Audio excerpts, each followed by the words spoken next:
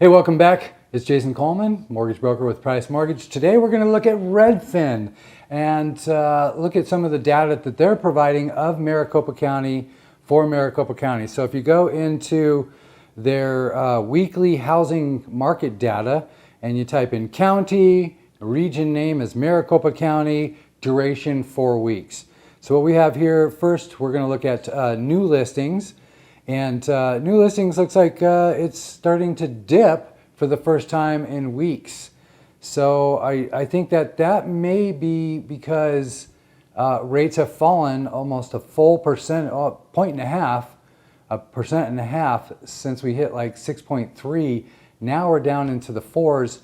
And in fact, as a mortgage broker, we are struggling to fight with the new builders. So the deal is, the new builders are offering so many incentives here.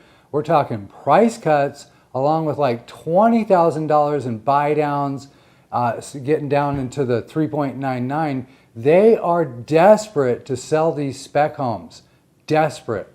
And we are having, as mortgage brokers, a tough time competing because if you don't use their lender, you don't get the $20,000 price buy down. So it looks like here, new listings in the last 4 weeks have started to dip. We were closer to 19,000, and this morning I think we're at about 18.5. So I've noticed some listings have just dropped off. Some listings have gone under contract.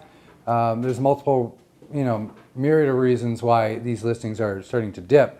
Year over year, it looks like we are down probably about 5%. It's really hard to see, with their graphs. So let's move on here and look at pending sales.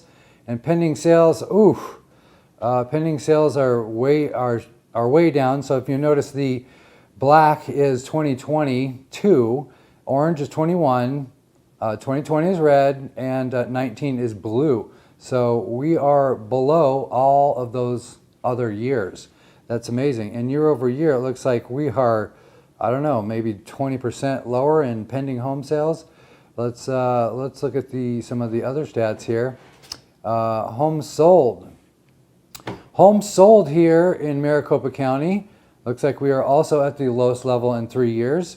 And year over year, homes sold, we're almost as low as 2020, which was pretty sad because everything shut down and everybody was worried about having people in their house and showing their house, and we all know the story there. So for us to be that low, that's pretty rough.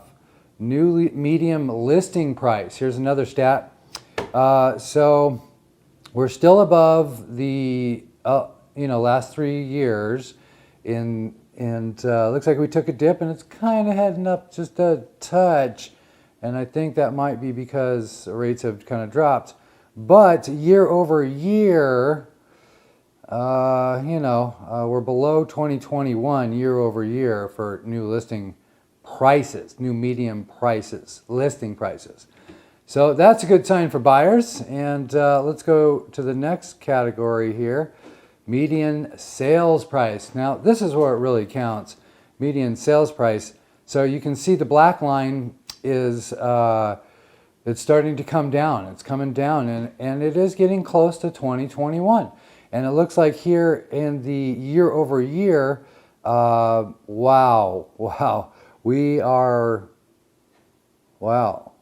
it's coming down fast. So you make of it what you will. And a lot of people on my comments on YouTube, I don't really get a lot of interaction on YouTube, but they're saying, hey, here in this county or Fulton County, we're not seeing price cuts. I'm struggling. I'm looking for a home.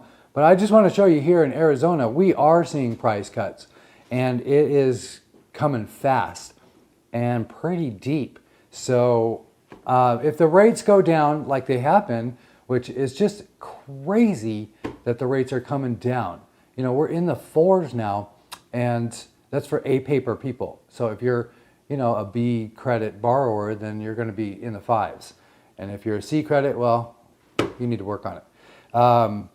But I'm just saying these graphs are pretty important, and I think that I don't think that they actually include all of July. So I know that we had under 6,000 homes sold from July 1st to July 31st. And that is super low. I think that's record low, or it's got to be pretty close to one of the records that we've ever had here in July. It's pretty bad. I think it's as close to 2008, like mid 2008. I think we were only at around 5,000 or 6,000 sales, and I think that's where we ended up. So market has changed. If rates keep going down, well, everything's over. I mean, buyers are going to come back into the market. Affordability is going to be back. So what is driving these rates lower? So the Feds have not stopped buying mortgage-backed securities. In fact, in June, their balance sheet grew by $13 billion. And that tells you they haven't stopped buying.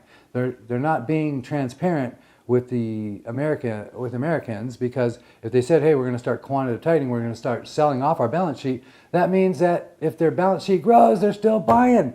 So I know some money's moving into bonds, a lot of money apparently. So let's just keep an eye on that, because that is really one of the determining factors of whether we're going to see a major housing slowdown, if it's going to continue, or if it's going to start to pick back up here in the latter part of the year. If rates go down, obviously it's going to pick up.